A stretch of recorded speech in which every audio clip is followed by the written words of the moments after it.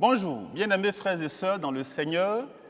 C'est une réelle joie pour moi ce jour de partager ce moment avec vous.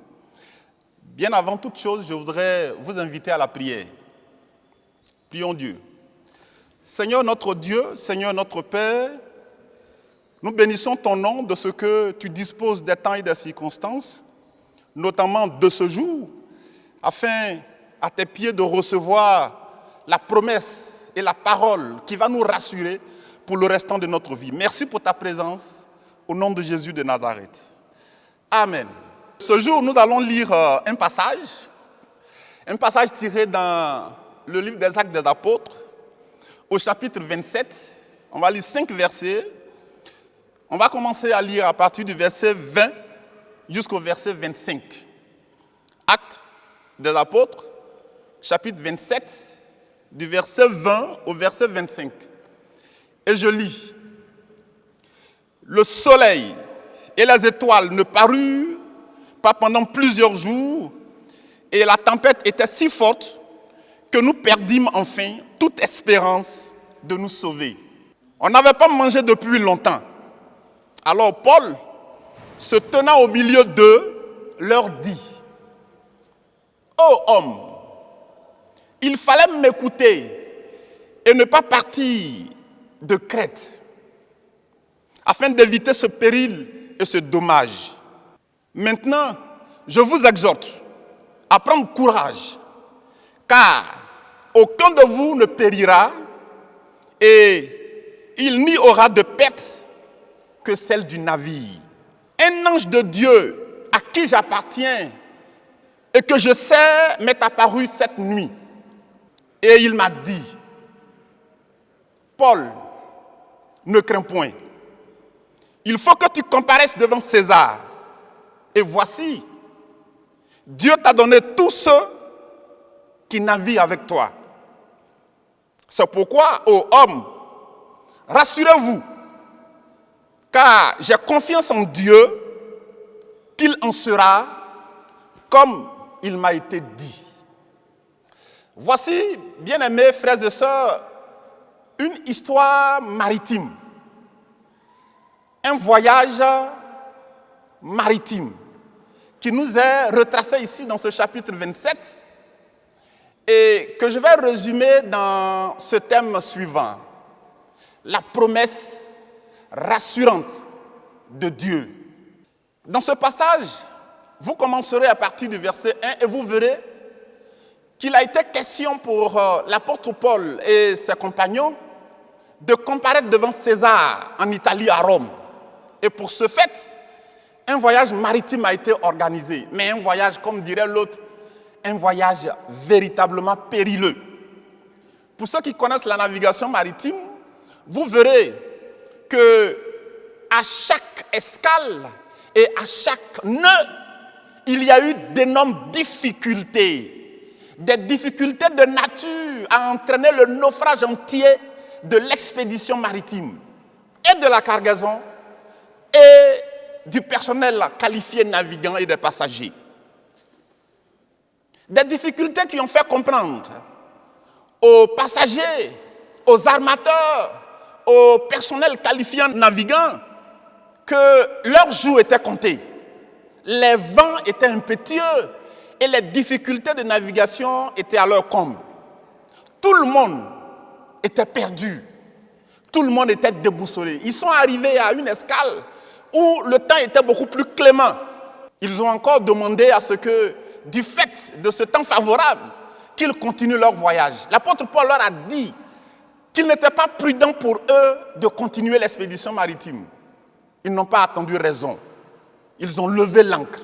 Et c'est donc vers Crète que ce péril était à son comble. C'est pourquoi l'apôtre Paul s'est enlevé après une rencontre divine avec Dieu, ayant reçu l'assurance et la promesse que le voyage allait arriver à son terme et que personne ne périrait au cours de cette expédition.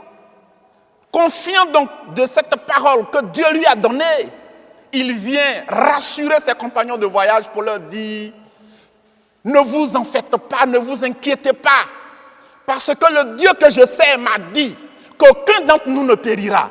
Nous arriverons tous à destination, hormis le navire lui-même. La promesse rassurante de Dieu. Voici un monde dans lequel nous vivons et qui va à volo. Un monde perturbé par tous les vents de toute nature, qu'on ne saurait exhaustivement énumérer ici. Mais vous comprenez intrinsèquement et individuellement les vents qui menacent notre voyage ici-bas. Donc j'assimile votre vie sur cette terre à ce voyage maritime que l'apôtre Paul a effectué avec ses compagnons. Un voyage périlleux, mais aussi une vie périleuse ici-bas. Une vie dans laquelle nous connaissons tous les vents contraires à nos souhaits. Une vie dans laquelle tous nos projets sont remis en cause par on ne sait qui. Et à chaque fois que nous espérons avoir un temps clément et favorable pour nos affaires et pour notre vie de famille ou autre, quand nous sommes dans une impression favorable à la vie que nous menons ici-bas, et pour un peu de morceaux de bonheur, un peu de joie, un peu de paix, et que nous nous engageons à faire un autre pas en avant dans notre vie, il arrive encore des difficultés plus difficiles que celles que nous avions connues. Et nous sommes menacés, et nous sommes perturbés, et nous sommes inquiets, nous sommes angoissés. Et les inquiétudes et les angoisses constituent le lot quotidien de notre vie, de ta vie.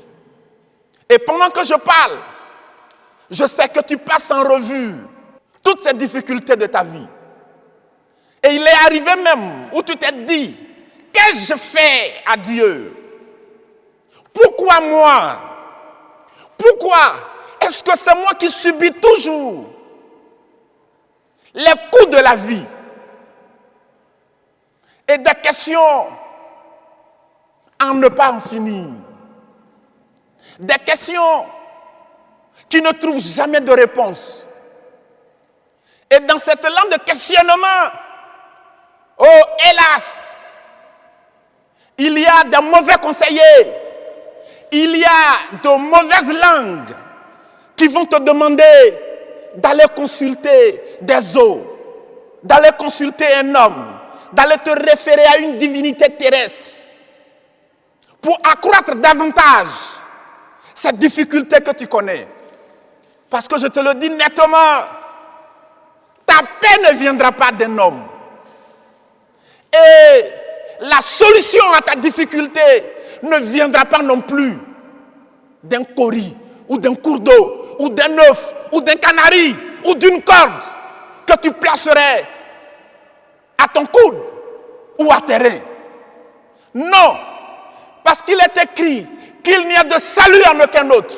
Il n'y a de nom qui ait été donné parmi les hommes par lequel nous pouvons connaître le salut et la paix de notre cœur. Jésus, en quittant ses disciples, qui eux aussi étaient perturbés, se sentant menacés par les autorités de ce monde, on dit à Jésus, mais qu'allons-nous devenir? Il leur a dit, je ne vous laisse pas orphelins.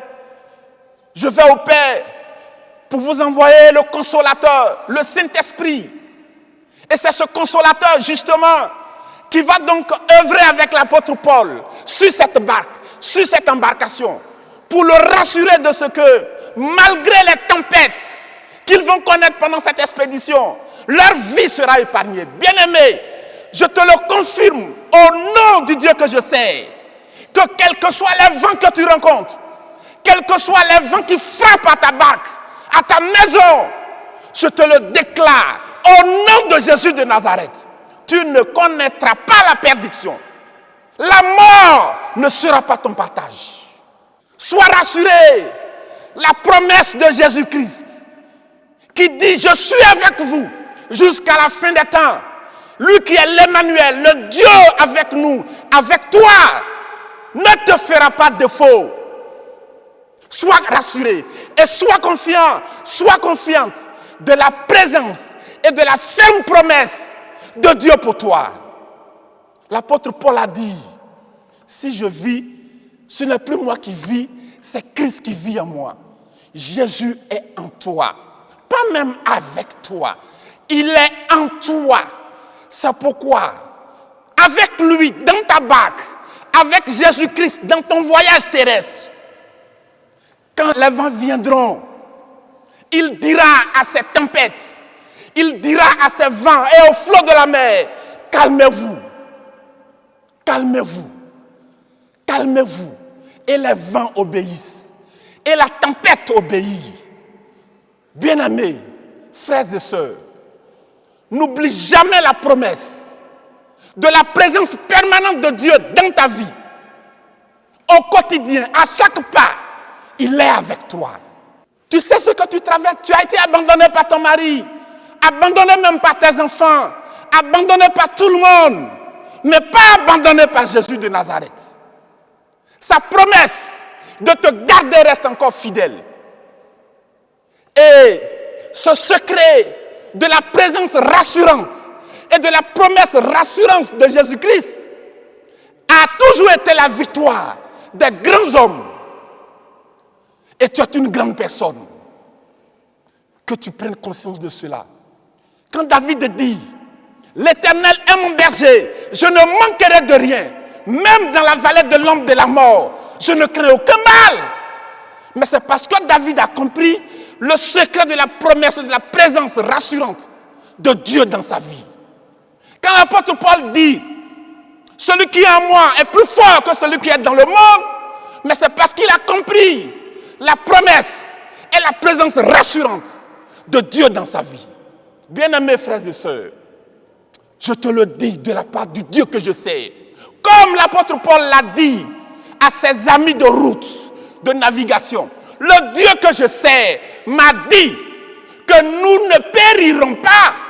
Je te le dis également, le Dieu que je sais m'a dit qu'il est avec toi et que tu ne périras pas. Ta vie sera une vie glorieuse, une vie de joie, une vie de paix, une vie de victoire, une vie d'abondance. Parce qu'il a dit, il est ton berger et il donne sa vie pour toi. Que le Seigneur te bénisse et que le Saint-Esprit puisse écrire fermement sur le tableau de ton cœur que la promesse de Dieu de te garder de tous les vents d'ici-bas et d'en haut est vraie et reste vraie même quand tu penses et les choses semblent être contraires à la parole de Dieu. La vérité de Dieu est que tu sortiras toujours victorieux ou victorieuse des conflits de la terre et de la vie que tu rencontres. Seulement, reste attaché au Seigneur. Comme l'apôtre Paul est attaché au Seigneur. Il dit, le Dieu que je sais, toutes les fois que tu seras au service et à l'obéissance de Dieu, la promesse de Dieu sera toujours vraie pour toi. Que le Seigneur te bénisse et que sa paix soit avec toi par sa promesse divine. Au nom de Jésus-Christ. Amen.